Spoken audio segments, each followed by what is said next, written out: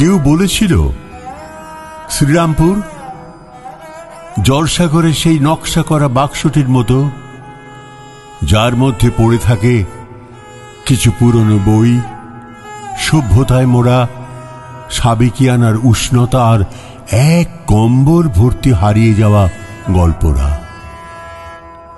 জলসাগরটি তো কালক্রমে পরিবর্তন হয়েছে, কিন্তু ওই বাক্সটি ঠায় দাঁড়িয়ে থেকেছে এক কোণায়, সমস্ত কিছুর সাক্ষী হয়ে।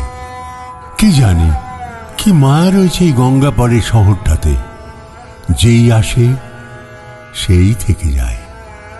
যেমন 1755 সালে ডেনিস এশিয়াটিক কোম্পানি সাহেবরা সুদূর ডেনমার্ক থেকে এসে ভালোবেসে ফেললেন এই শ্রীরামপুর শহরকে।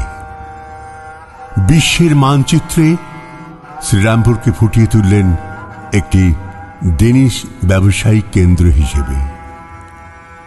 তাদের প্রিয় রাজা ফ্রেডরিক দি ফিফথের নামে শহরের পোশাকি নাম রাখলেন ফ্রেডরিক নগর। সেই ডেনমার্কের নিপুণ সভ্যতার নানা প্রতিচ্ছবি রয়ে গেছে এই শহরের আনাচে কানাচে। অন্যতম সেন্ট ওলেফস চার্চ। শ্রীরামপুর পোস্ট অফিসের ঠিক পাশের এই গির্জাটি তৈরি হয়েছিল 1806 সালে ডেনিশ প্রশাসক ওলেবির তত্ত্বাবধানে। পরে 2016 সালে এটি আবার নতুন করে সংস্করণ করা হয় পশ্চিমবঙ্গ সরকার ও ন্যাশনাল মিউজিয়াম অব ডেনমার্কের উদ্যোগে।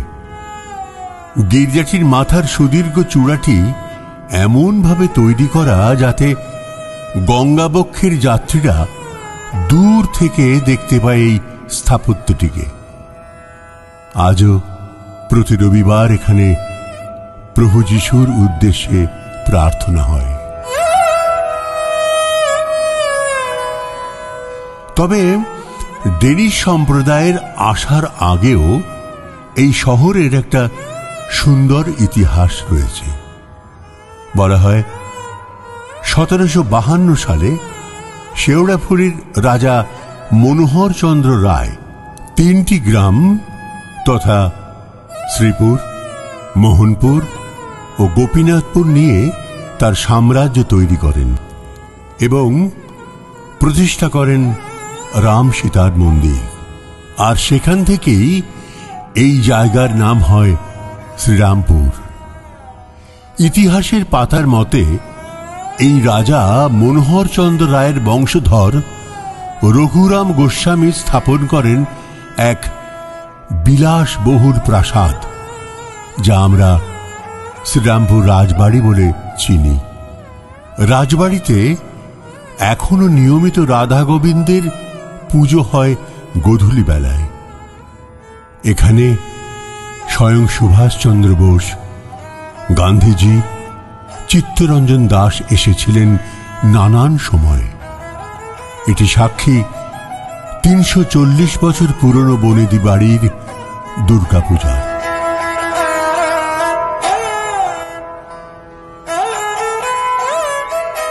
বৈষ্ণব ধর্মের আরও এক নিদর্শন দেখা যায় মানিকতলার রাধা বল্লভজিউর মন্দিরে। 1764 সালে নির্মিত এই মন্দিরে রয়েছেন রাধা বল্লভের এক সুন্দর বিগ্রহ, যেখানে সন্ধ্যা আহ্নিকের সাথে মিশে যায় বৈষ্ণব মন্ত্রের সুর।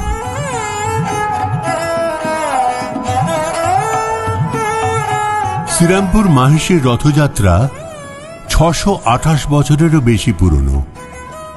মাহেশের জগন্নাথ মন্দির বলা হয়ে থাকে 1396 সালে দুর্বানন্দ ব্রহ্মচারী নামে এক পরম সেবায়িত স্থাপন করেছিলেন।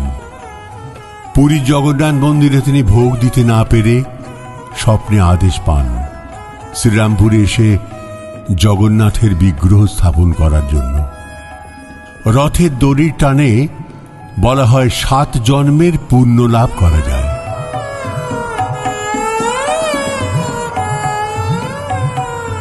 বিভিন্ন ধর্মের মেলবন্ধন যেমন এই শহরের নিঃশ্বাসে ঘুরে বেড়ায়, তেমনি এই শহরের হৃদয় জুড়ে রয়েছে শিক্ষার আনন্দ, পথ চলার খুশি। নিদর্শন হিসেবে দেখা যায় শ্রীরামপুর কলেজ। 1818 সালে উইলিয়াম কেরি ভারতের প্রথম ডেনিস ইউনিভার্সিটি এবং এশিয়ার প্রায় প্রথম দিকের উচ্চশিক্ষার এক পীঠস্থান স্থাপন করেন, যা আমরা শ্রীরামপুর কলেজ বলে আজ জানি। কেরি সাহেব পাশে পেয়েছিলেন জোশুয়া মার্সম্যান এবং উইলিয়াম ওয়ার্ডকে। এই জায়গা থেকেই প্রথম বাংলা ভাষায় ছাপা বই প্রকাশ পায়। ক্যারি সাহেব থাকতেন শ্রীরামপুরের জননগর ব্যাপটিস্ট চার্চে। 1800 সালে এই চার্চটি উইলিয়াম কেরি তার বাসস্থান এবং বিভিন্ন ভাষায় বাইবেল অনুবাদ করার কাজের জন্য স্থাপন করেন এবং ক্রমে এটি একটি গির্জা হয়ে ওঠে। আজও এখানে সন্ধ্যার প্রার্থনায় ফিরে আসে সাবেকিয়ানার গন্ধ।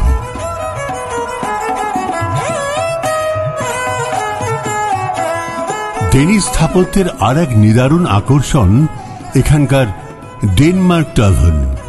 প্রায় 1800 সালের আশেপাশে এখানে একটি ক্যাফে ছিল, পরে যা প্রায় ভগ্নস্তূপ হয়ে যায়। ন্যাশনাল মিউজিয়াম অফ ডেনমার্ক এবং